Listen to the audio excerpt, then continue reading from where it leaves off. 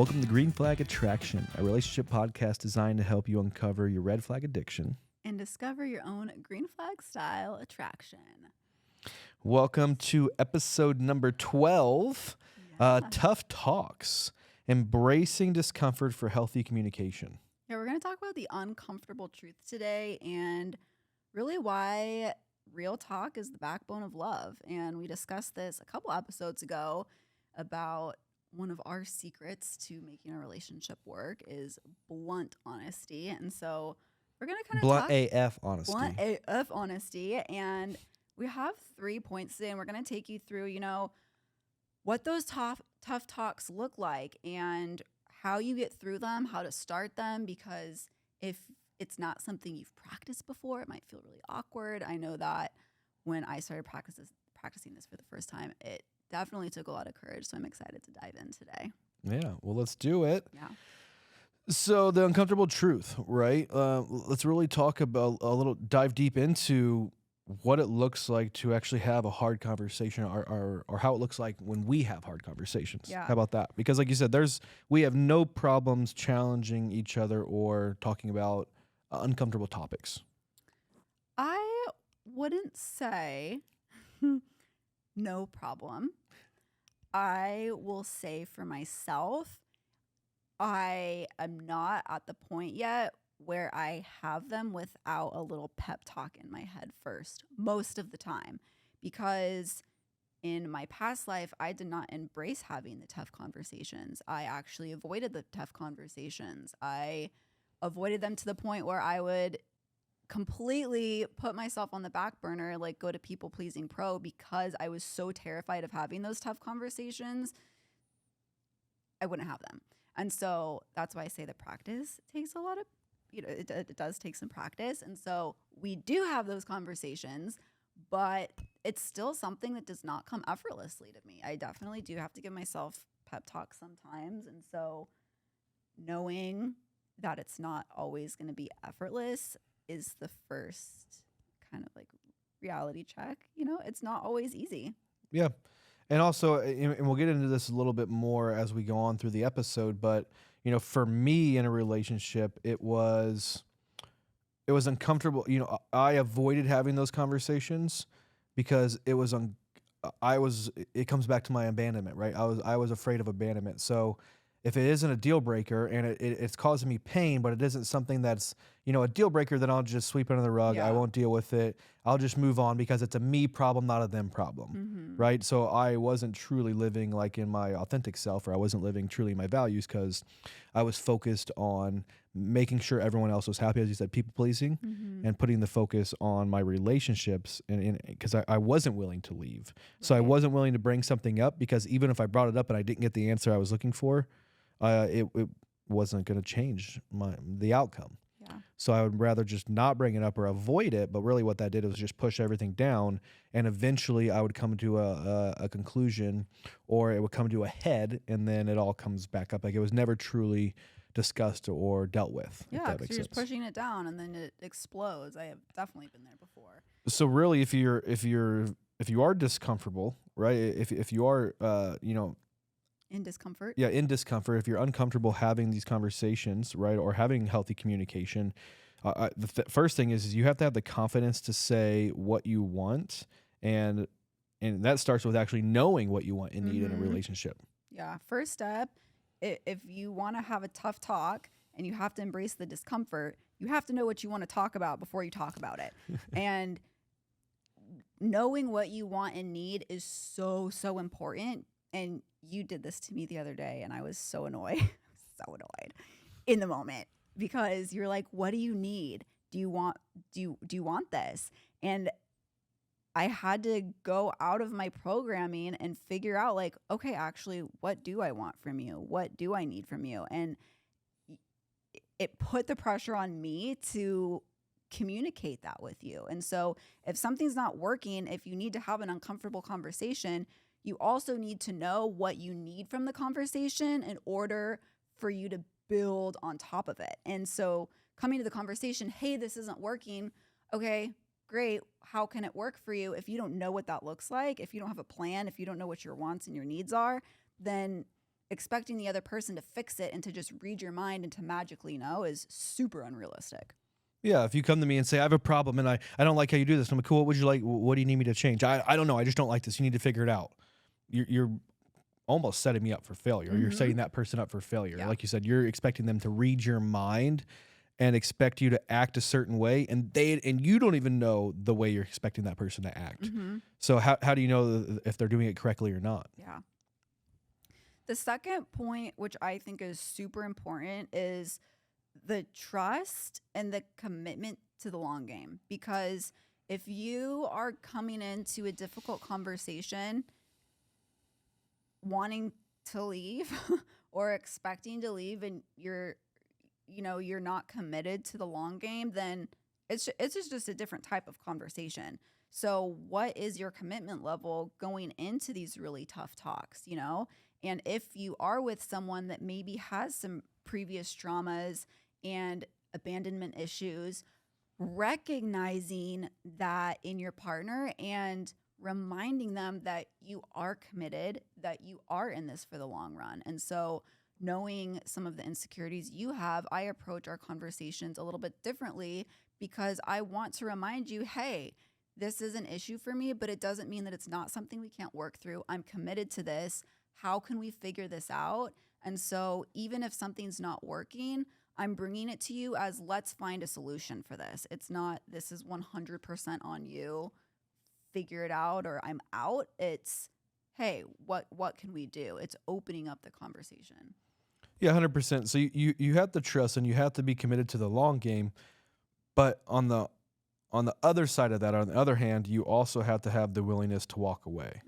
So if you have a tough talk, if once you get the confidence and you know exactly what you want and you need, and you communicate that with your partner, and you trust in the process, and that does not go the way you want it to go or the way that you expect it to go, then you have to be willing to walk away when it's tough. Or adjust your expectations. Correct. Because it's not always like I'm with you or I'm not with you. That's not realistic. It can, there's so much gray area in between there. So what do the expectations look like? How are you readjusting how you communicate? How are you readjusting the standards? Because if something's not working, then it needs to change. Either your expectation needs to change because you can't force someone to change their behavior. So what is it that you can control? What are your choices? What are your options? What's your responsibility in that? And you're so right. It only makes it tough if there's consequences involved. And like we were talking in one of the past episodes, boundaries without consequences are just wishes. And so if you're going in to a tough conversation, but you don't stick your ground, you don't hold your boundaries, then it's really not a tough conversation. It's just you spewing whatever you need with absolutely no follow through. So at the end of the conversation, say what you need, say what you're expecting moving forward, say what will happen if you have to have this conversation again, say what you're going to contribute to how it's going to be different moving forward because you play a role. And so really taking a look in the mirror before you have that tough conversation is, how am I contributing? What do I want? And what are my moves moving forward? Yeah, 100%. And when it comes to tough talks, you have to also go back and look at how, what is your programming? How were you raised? Right? Because I've been around a lot of different families growing up, right? And I've seen people that they talk about everything. There's no secrets in the family. And if there's a problem, it's brought up. And then on the other hand, there's families that if there's ever an issue, it's never talked about. It's never discussed. It's swept under the rug. So you have to look at how were you raised? How are you bringing that into your relationships? Is that what you want? Is that how you want to show up? Is that how you want to communicate? Or is it okay for you to finally sit down and realize like, no, that's not okay for me. I need to hash it out. I need to have the closure. I need to talk about issues when they come up. I want people to know how I'm feeling, right? And so forth. So that's also one thing that I'll really encourage people to do is do some self-work on what did having tough conversations look like in relationships? How was it modeled to you? And one thing, in action advice for all of our viewers out there, one thing that's really helped our relationship and something that we learned is I was really bad about unsolicited advice, right? Where I thought that if someone was sharing, if you were sharing with me something that you were upset about around work or life or something, and I felt like I could fix the situation or help you, I would automatically jump right into, what you could do differently or steps you could take, or I would try to relate to a story that I went through around the same instance to show that we are on common ground, opposed to sitting there and asking, okay, hey, you're coming to me with a problem. Or do you just need me to listen, or are you open for feedback? Like, do you care what I have to say about the situation, or are you just looking to have someone to lean on? And that really has changed our relationship, Oh, and yeah. just really all my relationships in life is, especially in the career path, right? Is sitting down and saying, "Hey, I hear where you're coming from. I totally understand. Are you open for feedback? Like, would you like a different way to look at it? Would you like a different lens to look through, or are you just looking for comfort?" Yeah.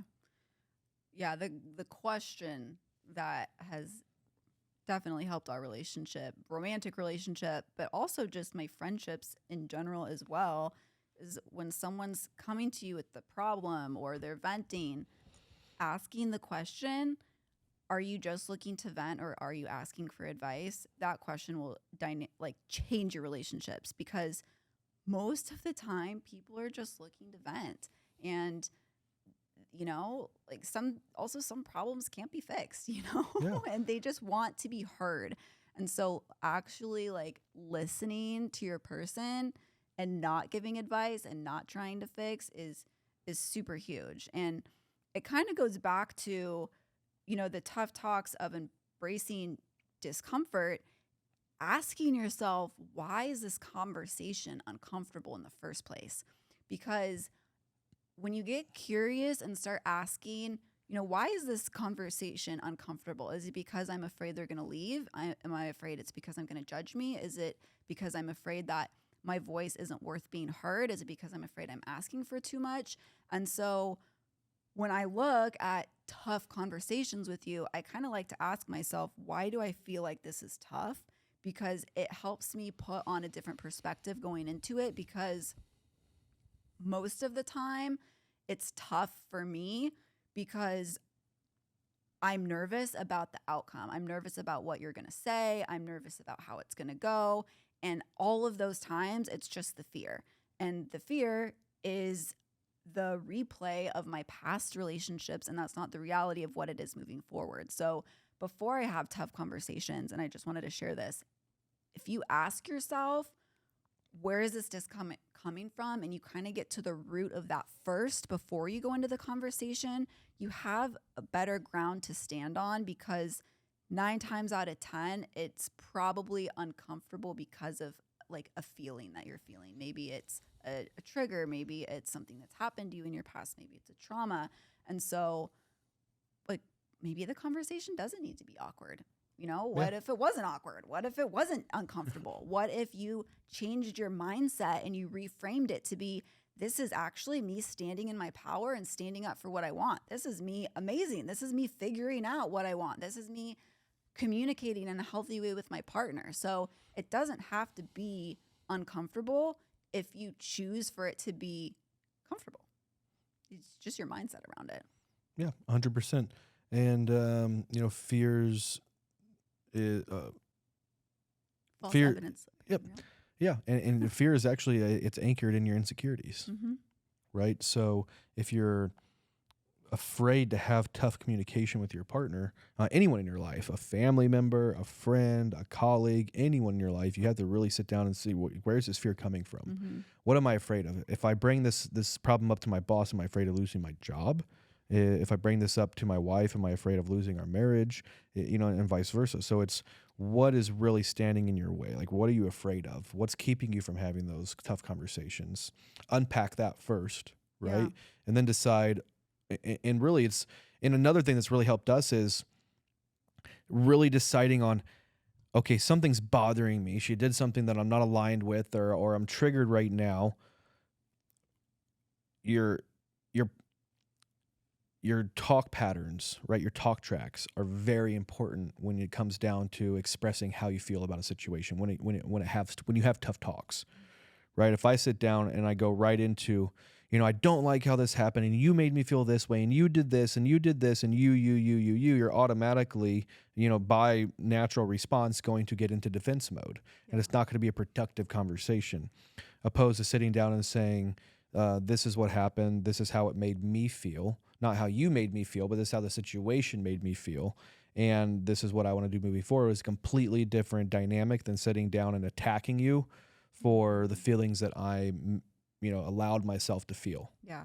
Well, when you take personal responsibility for your own feelings and your own actions, the uncomfortable conversations happen less and less frequently, because I have found for myself, usually the uncomfort from the conversation comes from my triggers, comes from my own insecurities. And so as I work on those things, I feel the discomfort less and less, because I not only feel my confidence in being able to talk to you about it, but I also feel empowered because the uncomfort is no longer there, because I'm getting curious. I'm asking the questions, where is this coming from? I have the confidence and the willingness to be able to say, okay, we can get through this, or we can't, right? It's the fear is no longer there of, I won't be okay if this goes, if this doesn't work out, or I am relying on this person to fix it, or this is uncomfortable because of them. And so taking the personal responsibility and having the confidence to say what you want is just such a freeing experience. And so if you take the personal responsibility and start getting curious, the conversations become less uncomfortable. Yeah, and one thing that we've shared in a previous episode, probably multiple previous episodes, is, tough conversations are hard. That's why they're called tough conversations, right? It's hard to have those.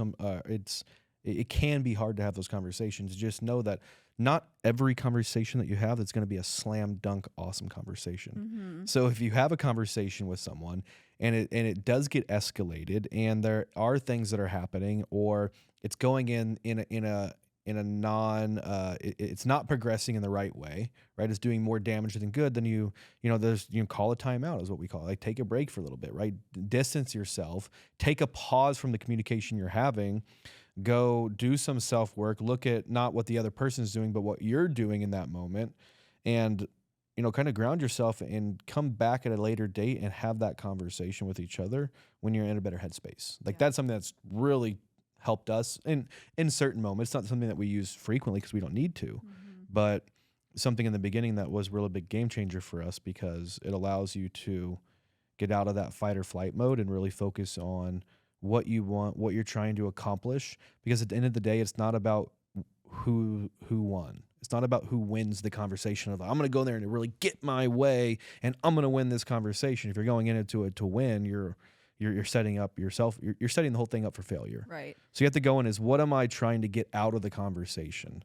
Right. Am I trying to get a behavior to change? Am I trying to get someone to appreciate me more? Like, what is it ultimately that I'm trying to get out of having this conversation? Yeah. Because if you go into a conversation just to tell someone how you feel, I felt this way. Okay. What do you want me to do about it? Yeah. And so cool. Like, congratulations. Like, is that like, what's next? So you have to really decide. And like you said, really go over in your mind, what's this conversation going to look like? Like, I'm going to say how I feel, but also, what am I expecting in return? Yeah. And if the person doesn't do what you're expecting in return, like, are you okay with that? Yeah.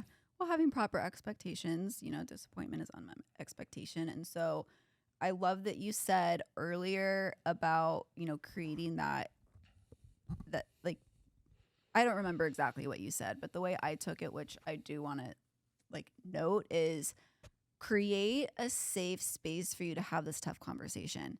Because a tough conversation isn't, I'm triggered, I'm mad, I'm going to yell at you for everything that you did wrong, like the explosion like you were talking about earlier. Tough conversations, prepare yourself and create a safe space for you to have the tough conversation, because the conversation might be hard enough as it is. So, what is going to make the conversation less tough for you? Like, where do you want the conversation to happen?